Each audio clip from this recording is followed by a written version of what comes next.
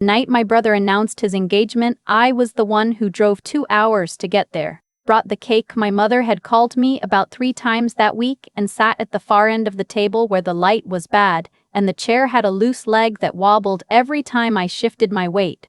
That detail matters. Not because it was dramatic, but because it was so perfectly normal. I had been sitting at the wobbling end of things for a long time, and none of us had ever thought to mention it. My brother's name is Caleb. He is 4 years younger than me and has the kind of face that makes people want to help him. Not handsome, exactly. More like open, the kind of face you trust without quite knowing why. He has been engaged twice before, once in college to a girl named after a season, and once at 26 to a woman who moved back to Portland after 6 months, and that was the end of that. This time was different, he said. He had met someone at a friend's birthday party. Her name was Tessa. She was a dental hygienist with a good laugh and strong opinions about breakfast food, and he was certain, absolutely certain, this was the one. The family believed him. My parents believe Caleb the way some people believe in weather forecasts, not because he is always right, but because doubting him out loud has never once led anywhere useful. I should explain what our family looks like from the inside. My mother is the kind of woman who keeps a running list of what everyone needs. She updates it silently, without telling you it exists, and then she acts on it at moments of her own choosing. For Caleb, the list has always been long. She drove to South Carolina when he dropped out of his first graduate program. She paid 2 months of his rent when he left his job at the logistics company because the environment was, as he put it, not a good fit. She co-signed a car loan when his credit was too thin to qualify a loan. These were not conversations our family had at the table. They were simply events, like weather, that moved through the house and settled without explanation. For me, the list was different. I was the older one. The one who landed on my feet, who built something that looked, from the outside, like stability. I had a decent apartment in Millhaven, a job in corporate insurance that paid well and made sense to exactly no one at Thanksgiving. I had been contributing to a joint household account my parents and I had set up after my father's back surgery 4 years ago put him out of work for 8 months. The idea was practical. They needed a buffer. I had one. I gave them access, not control, just access. The way you give someone a spare key, because you trust them not to use it for anything strange. The key had been used, repeatedly, for things no one thought to mention.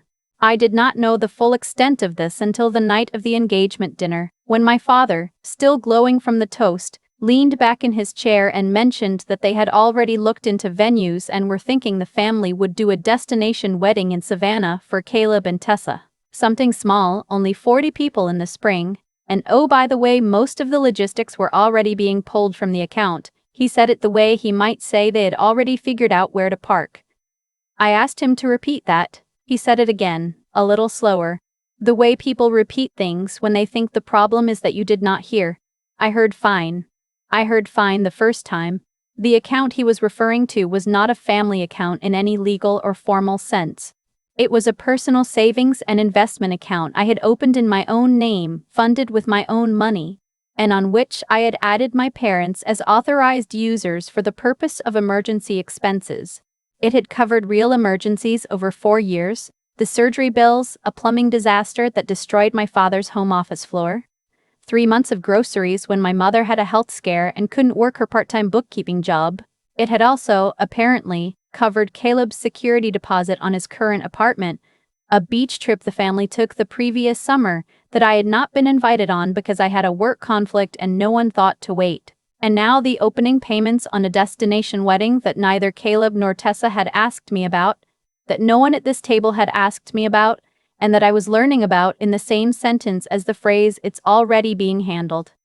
I set my fork down. The table was still going. My aunt was asking Tessa about the dress. Caleb was explaining how they planned to do the ceremony outside if the weather held. My father had moved on to something about catering. I sat there in the bad light at the wobbling end, and I thought about the fact that in 4 years I had never once removed my parents' authorized access to that account because it had never occurred to me that I would need to. I had built the structure. I had maintained it. I had assumed, without ever saying it, that the structure came with a basic understanding that I was a person in it and not just a mechanism it ran on. I want to be precise about the thing that broke something open for me that night. It was not the money. It was not even the wedding. It was the moment, about 40 minutes into the dinner, when Tessa turned to me and said she had heard so much about me and that it was so great that the family had someone so dependable. She said it warmly. She meant it as a compliment. And I smiled and said thank you and watched my mother beam like I had just received an award. Like dependable was the highest possible thing a person could hope to be called at a table where her other child was being celebrated for getting engaged. I drove home that night and did not call anyone. I made coffee and sat at my kitchen table and opened my laptop and looked at the account balance and looked at the transaction history and looked at it for a long time without feeling anything specific. Just a kind of quiet that had edges to it. The next morning, I called my bank. I did not make a speech. I did not send a letter or schedule a family meeting or draft a long explanation of my feelings. I called the bank, went through the standard identity verification, and removed my parents' authorized access. The process took 11 minutes, including hold time. I thanked the representative and hung up. Then I texted my mother. I kept it short. I said that I had made some changes to my account and that I wanted to have a conversation about the wedding expenses when she had time. I said I loved her. I sent it and put my phone face down on the counter and went for a run. The response I got back was not a phone call. It was a text from Caleb. He said, "What did you do?" Not a question, exactly. More like a statement delivered in question shape, the kind of thing someone says when they already know the answer and are deciding how much trouble they want to make about it. I texted back. I made a change to my account. I think we should all talk. He called immediately. His voice was not furious yet. It was the voice people use when they are working very hard to remain calm and finding it expensive. He said he and Tessa had already committed to a venue deposit and that the account had always been there for the family and that he did not understand why I was doing this now, right now, 2 days after the engagement. I said, "How much of the deposit came out of my account?" Silence. I said, "When was anyone going to tell me the Savannah trip was being planned from my account?" He said, "Mom and Dad have access. They handle all of that." I said, "They have access I gave them for emergencies. I didn't give anyone access to fund a wedding I was not consulted about." He said, "You're being selfish." I want to linger here for a moment because this word, selfish, has a specific function in certain family dynamics. It does not mean what it technically means. It means you are disrupting something we had all quietly agreed to without telling you. It means we built a structure around your willingness to give, and we are surprised and inconvenienced to find that willingness has a floor. I said, "I hope you and Tessa have a beautiful wedding. I will send a gift." I ended the call. What followed was 2 weeks of contact from various directions. My mother called every day for the first 5 days. Her messages moved through several phases. The first phase was hurt, soft and wounded, the kind of hurt that asks questions like, "How could you do this to your brother?" The second phase was practical, pointing out the non-refundable nature of the venue deposit and offering, in the most careful possible language, to discuss repayment at some future date. The third phase was forgiveness. She was offering me forgiveness for something she had not yet acknowledged I might have a grievance about. My father texted twice.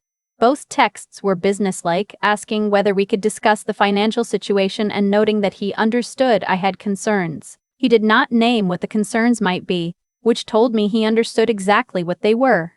A cousin I am not especially close to messaged me on a social platform to say that I should think about what family means and that money was not worth relationships and that my timing had been hurtful. I read it and closed the app. Caleb did not contact me again for 3 weeks. What happened with the wedding? The Savannah venue was canceled. The deposit was lost. Tessa's family, who had apparently not been consulted either about the original plan or its collapse, were unhappy. The wedding did eventually happen several months later in a rented hall 30 minutes from my parents' house. About 50 people attended.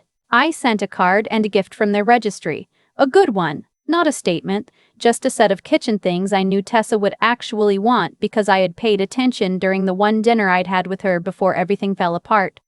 I did not attend, not because I was punishing anyone, but because I was not invited in the way that actually means invited. And I had decided, for the first time in my adult life, that accepting partial membership in my own family was a thing I was no longer going to do quietly. What changed after that is the part that surprised me. I expected chaos. I expected a sustained campaign of guilt and pressure and the kind of slow family erosion that makes holidays feel like negotiations. What I got instead was almost nothing. The financial requests stopped. The calls that used to come when things broke down or bills were difficult or Caleb needed something simply stopped coming. The need for me, it turned out, had been almost entirely the need for my account. When the account closed to them, the emergency calls closed with it, not because the emergency stopped, but because the family learned, quietly and without discussion, how to handle them some other way. That realization took me a while to sit with. I saw a therapist through most of the year that followed. She was direct in a way I found useful. She did not offer a lot of soft language. She mostly asked me to explain things and then asked follow-up questions that were uncomfortable in exactly the right way. She asked me once whether I thought being useful had felt like the same thing as being loved in my family, and I said I thought it might have. I thought maybe I had confused the two for a long time without realizing it. I thought I might have done a lot of things in the language of practicality when what I was actually trying to say was, please see me, please include me, please save a seat with good light at the table. She said that was worth knowing. I am still figuring out what to do with it. Caleb and I talk now, occasionally. It is not the same as before, which is maybe more honest than before was. The last time I saw him at a family gathering, he was relaxed and easy. He and Tessa seemed genuinely happy, and he said at one point over dinner that I seemed different, and I said I felt different, and he nodded and did not ask what I meant, and I did not ask what I meant, and I did not explain. My parents are fine. My mother does not bring up the account. She has never said directly that she understands why I did what I did. But once, in a quiet moment after dinner when most of the family had moved to the living room, she sat across from me at the kitchen table and said she thought she had taken some things for granted, and that she was sorry it had come out the way it did. It was a small sentence. It did not cover everything. But it was real, and she said it looking at me, and I told her thank you, and I meant it. I am not estranged from my family. That was never what I wanted. What I wanted was harder to name, which is part of why it took me so long to notice it was missing. I wanted to be at the table in a way that was not contingent on what I was contributing. I wanted my presence to matter independent of my function. I wanted to be someone they would bring the wine for, not just someone they assumed would bring it herself. I manage my money differently now. The account I use for personal savings has one authorized user, and it is me. The emergencies I respond to are the ones that involve my own life first. The change is small in practical terms, but it has the feeling of something righted after years of leaning, the kind of correction you do not notice until you stop having to compensate for it. I drove home from the last family dinner the same way I drive home now from everything. Windows down a little, radio on or not. Thinking about whatever I feel like thinking about. There is a stretch of the interstate outside Millhaven where the lights thin out and the sky opens up, and I have always liked that part of the drive. I have liked it for years. I just never let myself notice it before because I was always thinking about what still needed to be handled. It is strange and good to have a mind that belongs mostly to itself again. If you have spent years being the one who shows up and does the math and holds the structure together while everyone else moves freely through it, I wonder if you ever looked around and asked whether the structure was built to include you or just to use you. And I wonder if you answered honestly. And if so, what you did with the answer. I have thought a lot about what actually happened that year. Not the events themselves, but the logic underneath them. The cause and the effect that had been building quietly for a long time before any of it became visible. I did not wake up one morning and decide to stop being generous.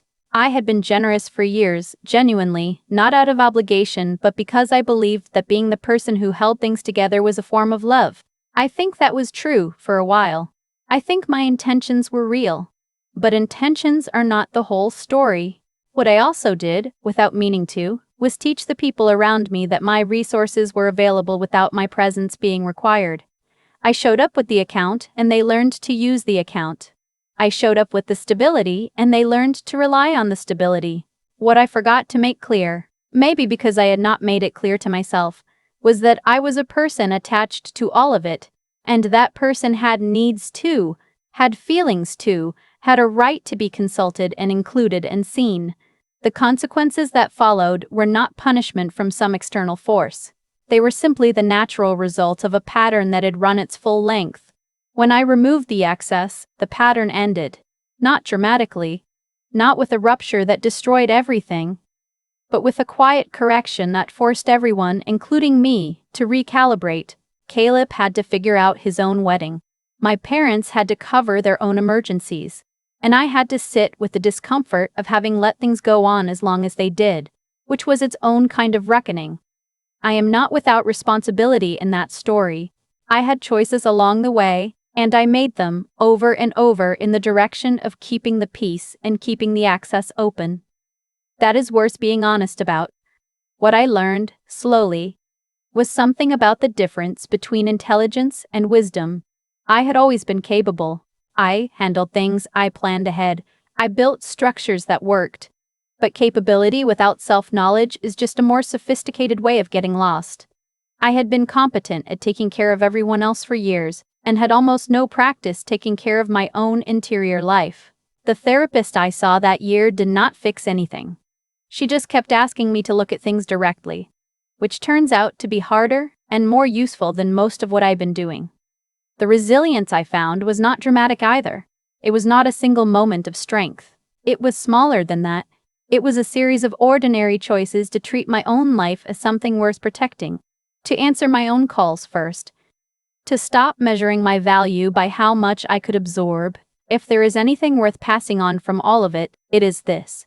The people who quietly hold things together often do so at a cost they have not fully calculated.